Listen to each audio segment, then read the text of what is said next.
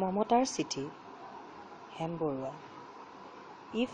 you are coming down through the narrows of the river Gyang, please let me know beforehand and I will come out to meet you as far as Chao Fusha, Ezra Pound. মৰমৰ এয়া মম এডাল জ্বলাই লৈছোঁ আজি বহু দিনৰ মূৰত তোমালৈ চিঠি লিখো বুলি বাহিৰৰ উৰুঙা বতাহজাকে মমডাল আহি কোবাইছেহি চাওঁ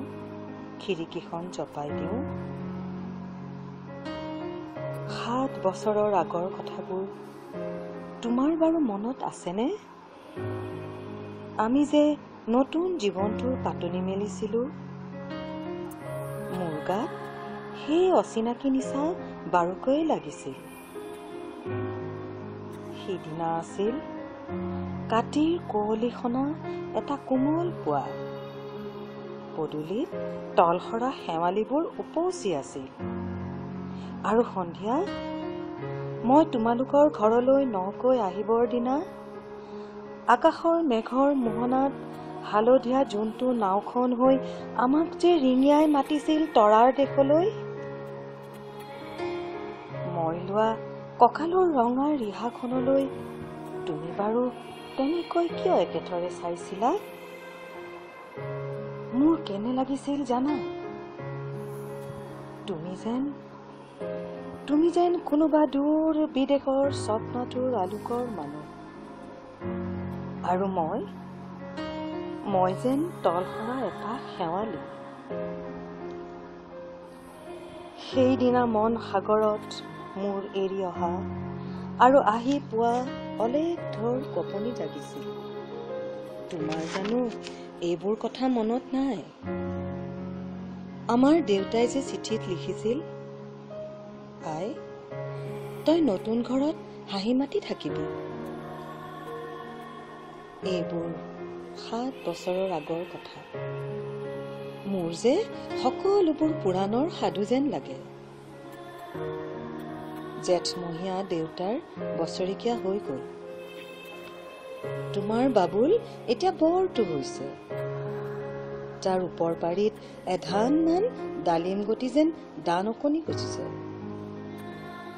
সি মোক একেবাৰে এৰিকে নিদিয়ে কেতিয়াবা মোৰ যে ইমান খং উঠে তুমি নাই নহয় সেইকাৰণে সি বাৰু মোৰ বগা হাতযোৰলৈ এনেদৰে তধা লাগি চাই থাকে কিয় তাৰ উপজাৰে পৰা এইযোৰ কাপোৰ চিনাকি সেইকাৰণে নহয় বাবুল এতিয়া বৰটো হৈছে বুজিছা আৰু ডাঙৰ হলে স্কুলত তাক নাম লগাই দিম স্কুলত থকা সেই সময়খিনি মোৰ যে বুকুখন উদং হৈ থাকিব ভাই আৰু কি লিখিম বিশেষ একো নাই মোৰে শপত তুমি যিদিনা উলটি আহিবা মোক আগতীয়াকৈ জনাবা দেই মই ভোক দয়েদি ভটিয়াই গৈ বুঢ়া লুইতৰ বুকুৰ পৰা তোমাক ৰিঙিয়াই মাতিম তুমি যিদিনা উলটি আহিবা মোক আগতীয়াকৈ জনাবলৈ নেপাহৰিবা দেই মৰম লবা ইতি তোমাৰ মমতা